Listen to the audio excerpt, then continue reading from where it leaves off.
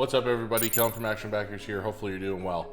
So I just wanted to make a quick update here to the Bankroll Challenge. Frankly, it's not going well.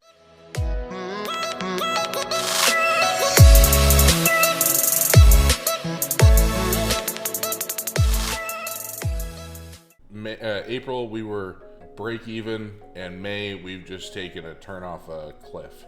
So you can see we're down $52 here, which is about half our bankroll. Realistically, I did bet a couple unders and overs, which I wasn't going to include in the challenge because they're very experimental still, and that's cost us about $11. So really we're $41 down, but still we're down. And remember, we were up at one time, we were up almost $30. So it's been a stark decline. Things have picked up here the last few days, and I did miss a few betting days where I was very under the weather with a migraine and couldn't get to the computer to make the bets that I needed to. So that, who knows, that might have saved us, that might have cost us, but it was right around then when things started picking up. The models have started to seem to be recalibrating and adjusting, especially as the season's going on. There was a while here in the middle, end of April and sort of beginning of May, where all of the bets were starting to get really big, like 7 or 8%, which is not something I like to see, but that often happens early in the season, especially if they're like crazy sample sizes or if teams go on big streaks early on, because you don't have the data to normalize that yet. So it's starting to come back down to normal. We're seeing like edges with like 2 or 3%, which is where I like to be seeing it, and also not like value on every game, which is important too, because obviously the model shouldn't be different on every single game. That's crazy. So we're starting to see some cohesion with the odds and the models and the percentages coming down. So I am having faith about that. The other thing that cost us more too is we had started to win, so we bumped up our bankroll.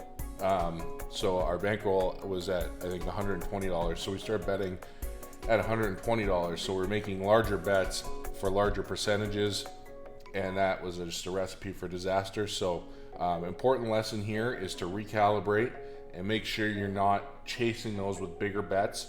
So we've sized down, given the percentages and that we're betting with such a small bankroll, I'm not able to size down any lower than like the $100 minimum, because you can't really place a bet for less than $1. So my minimum bet is essentially, or I'm betting still as if it's a $100 bankroll, but yeah, so like I said, it's been rough. We have a few bets pending here today at filming this.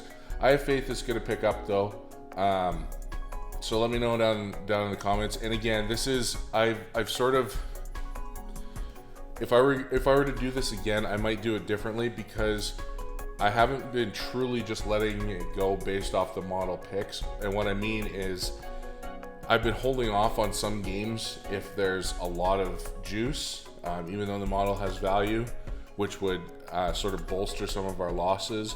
And if it's too close, I've been sort of laying off the bets as well. So this is sort of a no-no when you're betting with a model, because you don't want to introduce human bias, or you want to use the model just as a reference and use your bias, but really dig in. So the way I'm doing it isn't the best, because I'm not digging into any stats or doing any research or anything. I'm just looking at the outputs, and if I get a gut feeling on some of the outputs because I'm paying too much juice for my taste or whatever, I'm holding off. And that's about the worst thing you could do. So we're living, we're learning. It's fun nonetheless. And yeah, so that's the update for the past couple weeks. I'm gonna keep going here, and hopefully we'll start to turn it around. Nothing crazy. We're still betting on a lot of underdogs too. Our average odds are 2.14 decimal odds, which is plus 114 American, and our win rate's right around 44%, and we need it to be around 47% to profit. So we keep going. I might put some more updates on the channel as well as the summer progresses, not just around the Bankroll Challenge, but I'm actually rebuilding and adding on to a bunch of different stuff for action backers that I think everyone's going to find really cool. I want to make it a more cohesive platform where other people can come in and they can share their own content, sell picks if they want to, things like that, and just interact and make it more interactive and just better in general. So that's what I'm working on behind the scenes.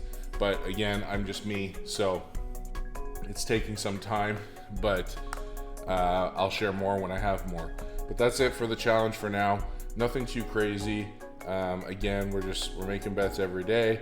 The nice thing is we are profitable on our spread bets. I think we're plus $11 or $12 or something like that when we're taking the run line in either direction, which is good to see. So it's really, we just gotta ride out the money lines and hopefully things turn around. And I'm gonna try and be more stringent on just doing what the model says and not introducing my own biases, because I do think that has likely factored in negatively. So let me know in the comments if you think that's a bad strategy or not. Interested in hearing your take.